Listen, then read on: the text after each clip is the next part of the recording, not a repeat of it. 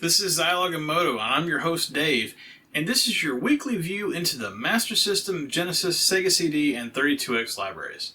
Today's video is back on the Genesis, and it's one of the many arcade ports that appeared on the system over the years. The Genesis has kind of a mixed reputation when it comes to arcade ports, with some particularly excellent conversions like Strider, Ghouls and Ghosts, and the game we looked at a few weeks ago in Road Blasters.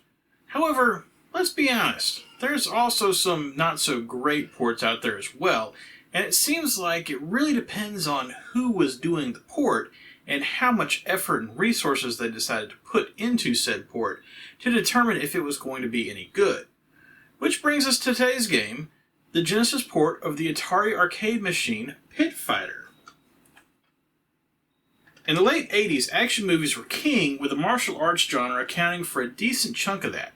Guys like Jean-Claude Van Damme and Steven Seagal came out of seemingly nowhere to become huge stars. And even below them, there was a whole set of other legit martial arts stars like Don Wilson and Cynthia Rothrock that were trying to make a name for themselves. Pit Fighter clearly takes its inspiration from those movies, and seems to have especially been inspired by movies like Bloodsport and Lionheart, which feature fights surrounded by a bloodthirsty crowd in less than a legal scenario. If I told you that there was a fighting game using digitized characters that predated Mortal Kombat by 2 years, would you believe me? Well, you should, but that's beside the point. Pit Fighter was released to the arcades in August of 1990, a full 2 years and 2 months before Mortal Kombat, which didn't arrive in arcades until October of 1992. To say that Pit Fighter was an influence on Mortal Kombat is an understatement. Now, granted, Pit Fighter and Mortal Kombat are very different games, but both games featured environments with digitized characters, both games centered on martial arts-based combat, and both games pushed the envelope a bit from a virtualized violence perspective. I think you can definitely say that while Mortal Kombat may have existed in some form or another without Pit Fighter definitely paved the way for its dominance in the arcades. When I said Road Blasters was one of Atari's last arcade hits 2 weeks ago, that wasn't necessarily untrue, but Pit Fighter definitely came out long after Road Blasters. And Pit Fighter was a legitimate hit, maybe not as much as Road Blasters or Hard Driving, but still, if you were at a serious arcade in the early 90s, they probably had a Pit Fighter machine. Due to the violence in Pit Fighter, it didn't exactly lend itself to appearing in more public locations like convenience stores and pizza parlors like a racing game could get away with, but it definitely was out there, and I should probably have mentioned that when talking about Road Blasters. But, honestly, I forgot that Pit Fighter was an Atari title, which is actually a good thing, because, again, their reputation by 1990 wasn't exactly the greatest. Being an arcade hit, Pit Fighter wasn't just ported to the Genesis, it was also ported to the Amiga, Atari ST, and Super Nintendo from a 16-bit perspective, along with ports to various 8-bit computers and consoles as well, including actually the Master System in Europe, which we'll get to in a later video. I'm just imagining that all of those ports are awful. I mean, come on, who wants to see Pit Fighter on a ZX Spectrum or the Game Boy? But that just speaks to how popular the game was. And also, just because the Genesis is one of the more powerful systems Pit Fighter was ported to, that doesn't necessarily make the game any good. I suppose I should figure that out now, but first, a look at the package. And this is Pit Fighter, with artwork that comes straight from the arcade machine. This particular copy on the outside is in decent shape. No tears to the outer plastic, and really, no scratches either, which is nice. The hang tab has been removed at the top, and I should probably clean that up and get rid of that bit of plastic that's hanging off. The inner cover is in good shape as well, no sun or water bleaching anywhere, and the artwork looks sharp, just like it did 30 years ago. The major selling point of the arcade machine is the digitized characters, with its attempt to make the game look straight out of a movie. And evidently they got some of the actors together to take some promo pictures for the game, with the cover featuring shots of Buzz, the wrestler, and Ty, the kickboxer, against Angel and Chainman Eddie. I like this artwork, and the Pit Fighter logo is decent, but I really wish Tengen didn't take up so much space with their crossbar design and logo.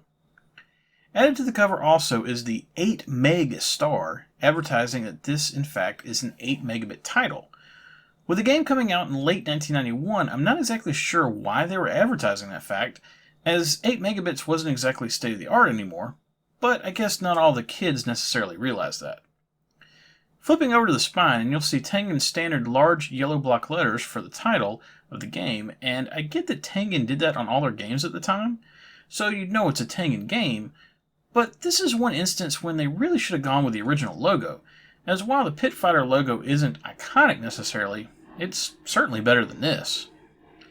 The back should look familiar, especially if you saw the Road Blasters video a few weeks ago, and that's because the back is using the standard Tengen format like the rest of the box.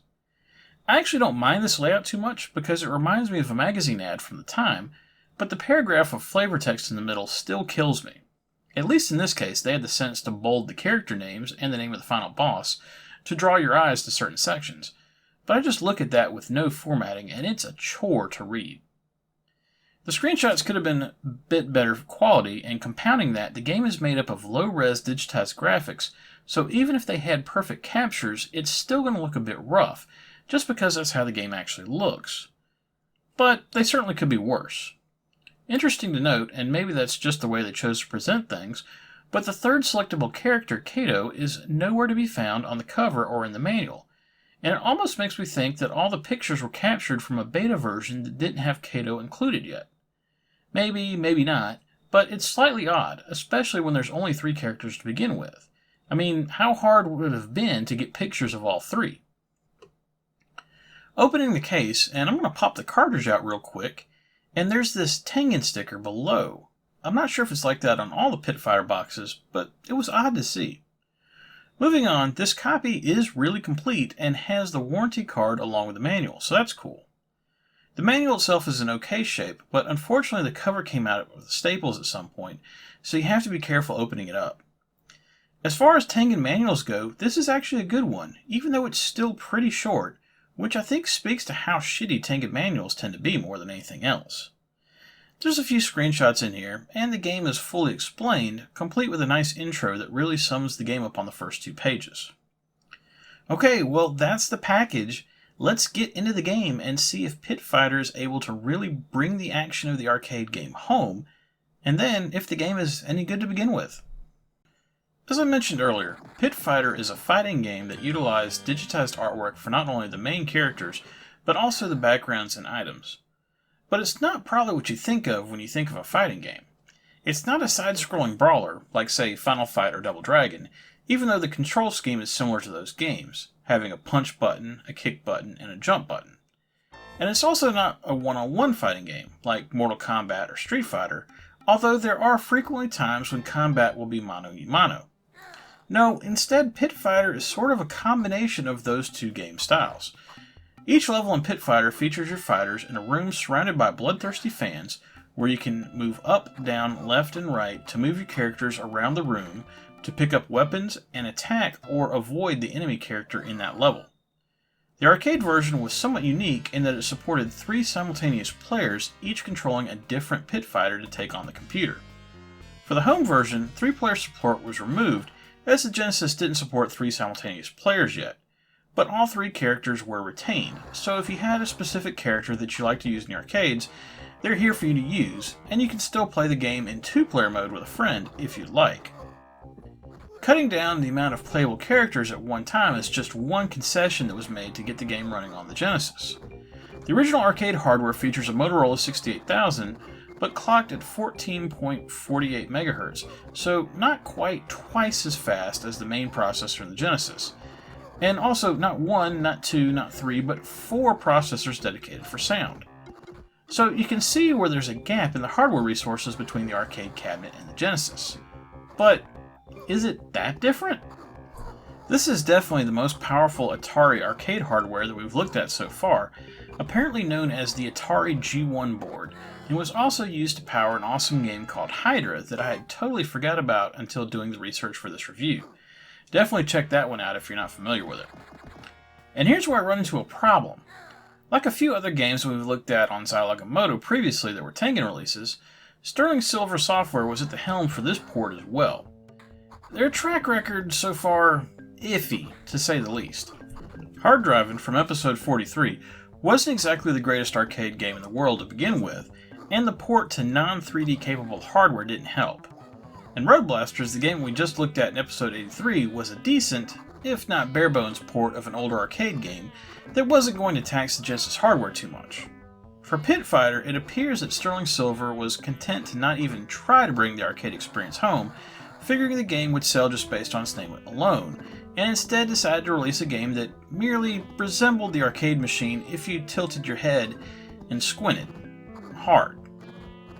The main reason why Pit Fighter was so impressive in the arcades was because it was the first game to feature digitized actors in a game, and not merely using rotoscoping to draw an image on top of said actors. Now, I know technically there's a Japanese fighting game called Reikai Doshi Chinese Exorcist that came first, but it has digitized puppets instead of people as characters. But not only did Pit Fighter look like something no one had seen before, the characters were huge and detailed, or as detailed as you can get on 336 by 240 screen resolution. Along with the large characters on screen, the game featured some nice sprite scaling, as the characters and background characters will get larger and smaller depending on where they are on the screen, similar to what you might see in the Art of Fighting or Samurai Showdown series of games. To try and judge how good the port of Pit Fighter was in comparison to the other consoles, I went to YouTube to do so, and the results were definitely interesting, especially in regards to the Master System version that we'll be looking at in 100 episodes or so. More or less, what I seemed to find was that none of the 8-bit machines were remotely capable of reproducing the game, with some of the bottom-of-the-barrel versions closer to a Tiger Electronic handheld version of the game. And even the Super Nintendo version, which theoretically should have been more well-suited to handle the game, with its built-in scaling capabilities and more available colors, looks worse than the Genesis release in a shocker, plus it's censored. But then I got to the Amiga and Atari ST versions, which are usually a good indicator of whether the Genesis is being used to its full potential or not, and it's clear how Sterling Silver seemed to just be happy with putting out something that looked better than the SNES version. The Atari ST version is a bit rougher, but both the Amiga and Atari ST versions actually resemble the arcade machine, with larger, more detailed characters, better backgrounds, and intact sprite scaling. So I think it's pretty clear that the Genesis hardware was capable of a much better port than we got, and Sterling Silver software just completely dropped the ball. So what did the Genesis actually get? Well, the full game is represented, just in a downgraded fashion, minus the aforementioned 3-player mode. All 15 levels from the arcade version are represented here, with all the different pit backgrounds for each of those levels. All the different enemies made the port as well, and the Genesis version is uncensored, so there's blood, and the opponent Angel is wearing her outfit from the arcade version with miniskirt, rather than some oddly drawn-on pants that the SNES version got. The game allows you to set the difficulty level that you play at with a 1 to 8 scale that's pretty common in arcade fighting games, and there is a practice mode if you want to get some reps in on the grudge matches that appear every few levels. And finally, when playing the game, in lieu of quarters, you're granted 3 additional lives, which basically amounts to trying to beat the arcade game on 4 quarters. From an actual game content perspective, I don't think I could have asked for anything else. This is Pit Fighter, even if it doesn't necessarily look like it. I've done a pretty good job of dragging the game from a visual perspective, but what about the audio? I did mention earlier that the arcade board features 4 processors for sound, basically a controller and then 3 actual synth devices, similar to how the Z80 controls both the Texas Instruments and Yamaha sound processors on the Genesis. Sound on Pit Fighter for the Genesis was once again handled by Earl Vickers, who handled the sound on Road Blasters and has a long history of working with Atari-related releases. Earl did an admirable job on Road Blasters, and the problems with that game clearly weren't music-related. However, the sound in Pit Fighter is dreadful. Just starting out with the music, and it doesn't seem like it's even composed by the same guy. The background music in Pit Fighter is awful. At times, it just sounds like someone's hitting random keys on a synthesizer. And just to be thorough, I listened to a bit of the arcade version just to make sure that those tracks weren't simply always bad, and while the arcade version is a bit noisy, the music is much better. This is something I'm mystified by. I can understand the sound effects maybe not being as crisp, and the speech, what little there is, being unintelligible in the Genesis.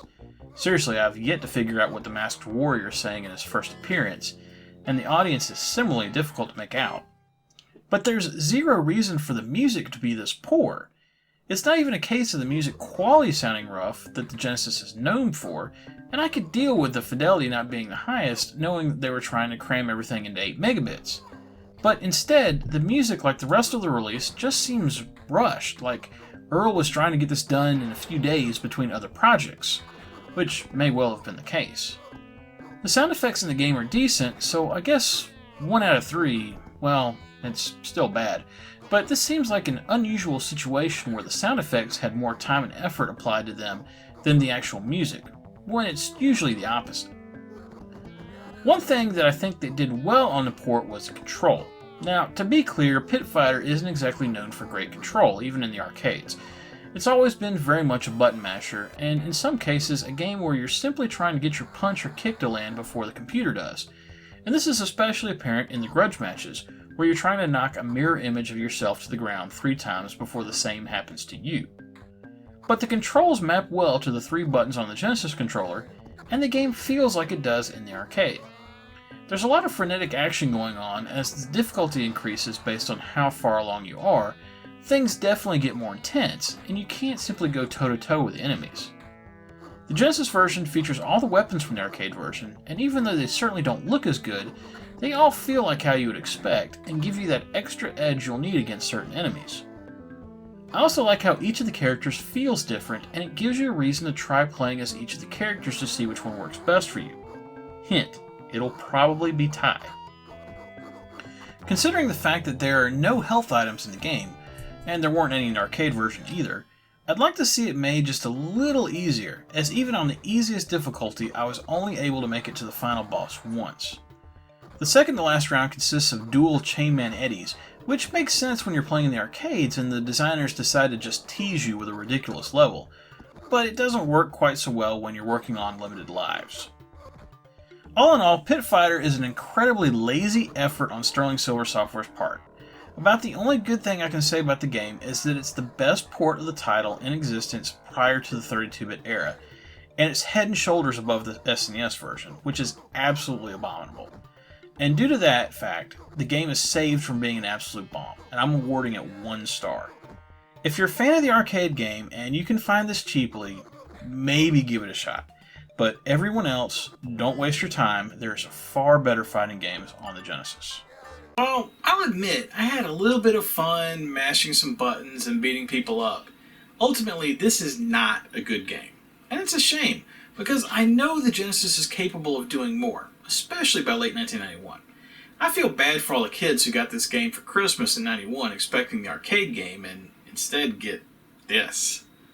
Tune in next week when I stay on the Genesis and I play a game from a genre that so far I've been afraid of tackling. Part of that's because I'm not exactly a fan of the genre, and part of that is due to the fact that these games traditionally are pretty complicated, and I'm a little unsure if I'll really be able to give the game a fair shake in just a week. But I'm going to give it a shot, because there's a few of these games on the console, so I can't just ignore them. Remember, whatever you like to play, have fun, and be excellent to each other. Later.